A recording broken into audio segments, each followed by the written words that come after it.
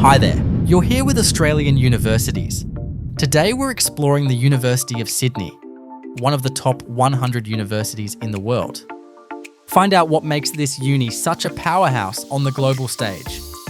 The University of Sydney is strongest in fields such as arts, science and engineering, but it covers almost everything. It ranks inside the top 3 in Australia for the number of on-campus students, international students, and enrolments overall. This is a huge university. The main campus is also estimated to be the second largest in the country, with almost 70,000 students here, only behind Monash Uni in Melbourne. Students come here for many reasons, as you'd expect with a top university.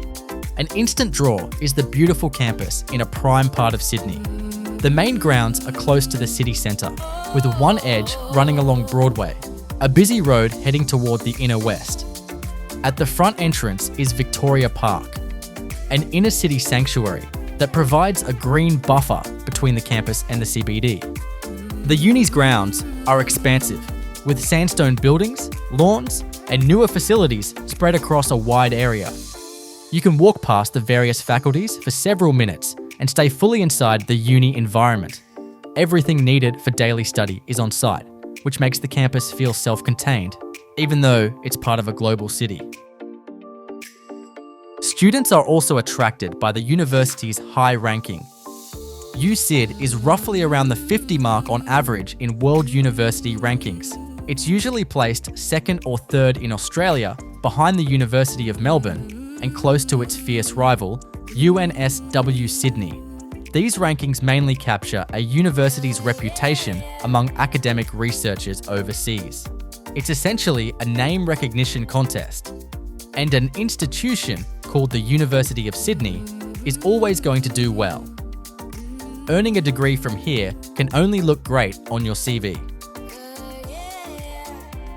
The study areas that the University of Sydney is strongest in are the sciences, society and culture, including law and engineering, whereas only around 8% of uni students in Australia study the natural and physical sciences. At USyd, it's 12%. Social sciences and law degrees account for 22% of enrolments here, compared with 18% nationally and just 13% at UNSW. While USyd isn't especially known for engineering, the faculty still makes up 10% of the university, 3 points above the national average. The areas where the university has relatively small programs and could be considered weaker are teacher education and information technology. Getting in to do your preferred degree is not easy. USyd has close to the toughest entry requirements for bachelor degrees in Australia, with an acceptance rate of just 30%, the second lowest after Melbourne Uni. The minimum ATAR is 80 for arts and science, rising to 95 for business and other competitive courses. However, most students who attend USyd are not Australian undergraduates who need an ATAR. The majority are from abroad, with international students making up 51% of enrolments. Acceptance for these applications relies on secondary school results from their home country, along with meeting standard English language requirements. Many students are also postgraduate, with 45% of the uni's 79,000 students doing masters and other graduate courses. USyd is the third largest postgraduate institution in Australia, behind Melbourne Uni and UNSW. It's not just the campus and the courses. Students also attend the University of Sydney for the city lifestyle. You're surrounded by things to do within a fairly short walk. King Street in Newtown is one of the closest and most popular spots, known for its food, small venues, and street life. It's a long, lively inner west strip that students often visit between classes or after finishing for the day. On the other side of campus is Glebe, a long-established student neighbourhood. Glebe Point Road is lined with shops and weekend markets that draw big crowds, especially the Glebe markets, with their clothes stalls, crafts, and live music. You're still near the CBD as well, which gives you easy access to part-time jobs, internships, and everything that comes with a large city. But the immediate surroundings of USyd offer enough urban life that you don't need to travel far. It's one of the advantages of studying at an inner city campus.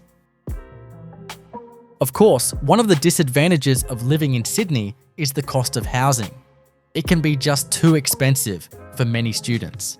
The local rental market is extremely tight due to high immigration levels, and Sydney being popular with new Australians.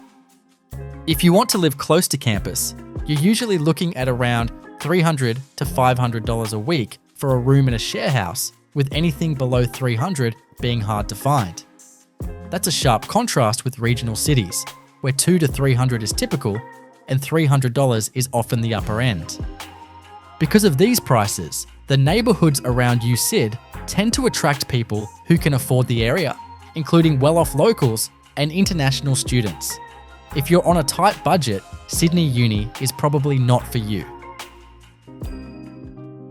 But some students get around the accommodation challenges by commuting in from cheaper suburbs further out.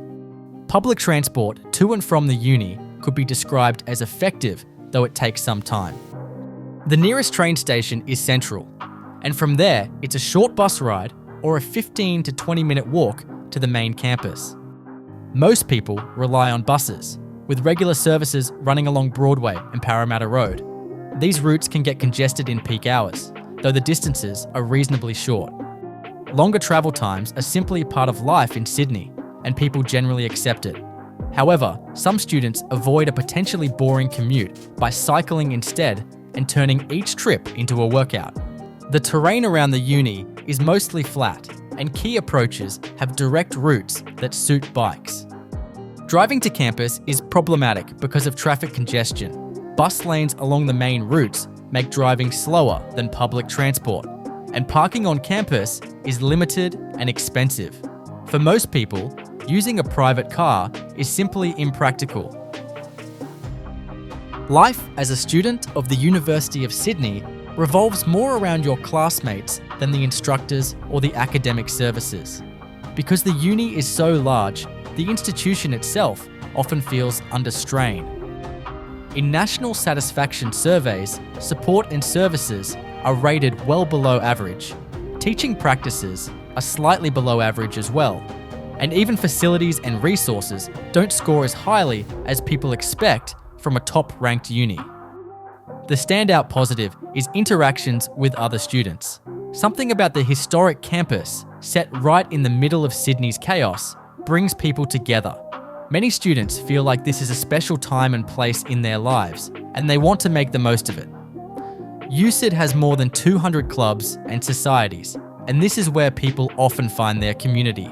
On forums, students consistently say that joining a few active clubs is the easiest way to make friends and feel connected on such a big campus. Experiences do differ. Some people find USyd quite individualistic, especially if they're balancing long work hours and high rent. Others, especially those living closer to campus, talk about a busy social scene with regular club events, sport, and casual meetups.